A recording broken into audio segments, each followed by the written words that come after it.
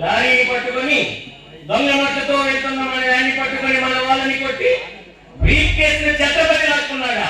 డామి ఛత్రపతి ఛత్రపతి ఛత్రపతి. జరిగిన అవమానాన్ని తలుచుకుంటూ బాధపడుతున్నావా? నువ్వు బాధపడడమా? మత్స్యకారుల రక్తాన్ని విస్కీలో కలుపుకునే నువ్వు బాధపడడమా? ఆశ్చర్యంగానే ఉంది. నన్ను పేరు పెట్టి పిలిచి మరి పరామర్శించడానికి వచ్చా నువ్వు?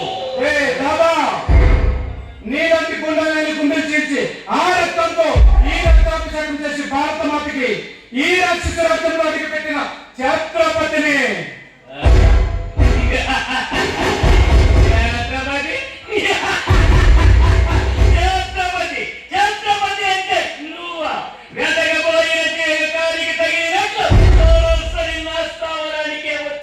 నన్నే హెచ్చరిస్తున్నావు.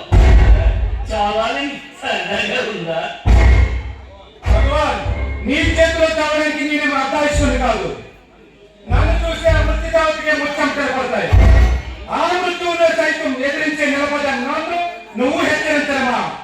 నాకు జాలిగా ఉంది. ఛత్రపతి, నీ వల్ల నాకు 40 లక్షల రూపాయలు లాసిన మరి అందులో నువ్వు పట్టేసిన దొంగ బంగారం నకిలీ నోట్లు నాకు అప్పగిస్తావా లేదా నా చేతిలో దారుణంగా చేస్తావా తెలుసుకో.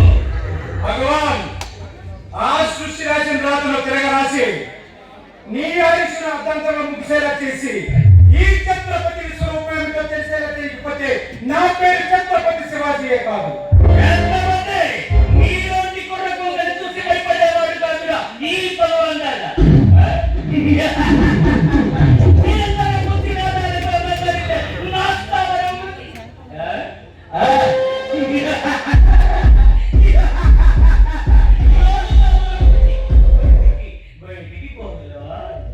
భగవాన్, నీ మృత్యు మందిరాలు మణిహారాలు లాంటివి. నువ్వు చూస్తుంటే నాకు జాలేస్తుంది.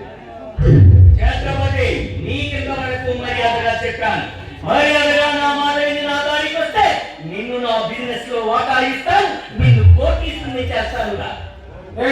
నీలాంటి రౌడీనాలతో చేతులు కలిపితే అది నా రాజనీతికి అవమానం. నా పట్టు వచ్చిన నీ మనసు చెక్క ఉంటారు. మరోసారి నా పట్టు వస్తే నీకు అడ్డంగా నరికి కాపులకి కథలకి ఆహారంగా వేస్తా.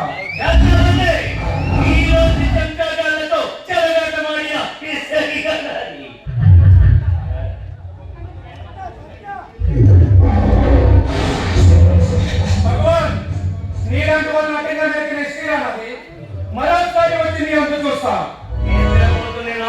రెచ్చగొట్టావు ఛత్రపతి. కొడితే ఎలా అవుతుందో నీకు త్వరలోనే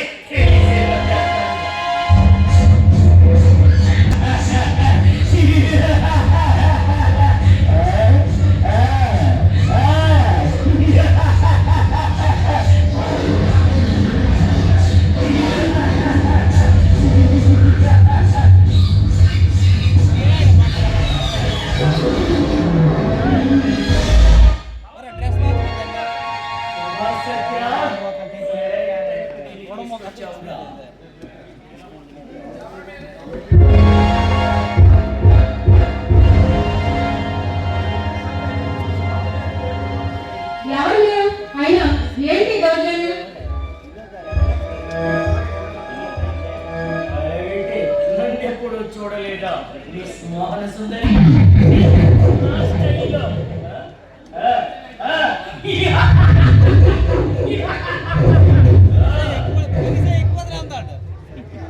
ఇది దౌర్జన్యం కాదు పాప, మాకు జరిగిన నష్టానికి పరిహారం. సత్య, ఒకసారి నన్ను నేర్పించినందుకే నీకు తగిన గుణపాఠం నేర్పించాను. అయినా నీకు బుద్ధి రాలేదా?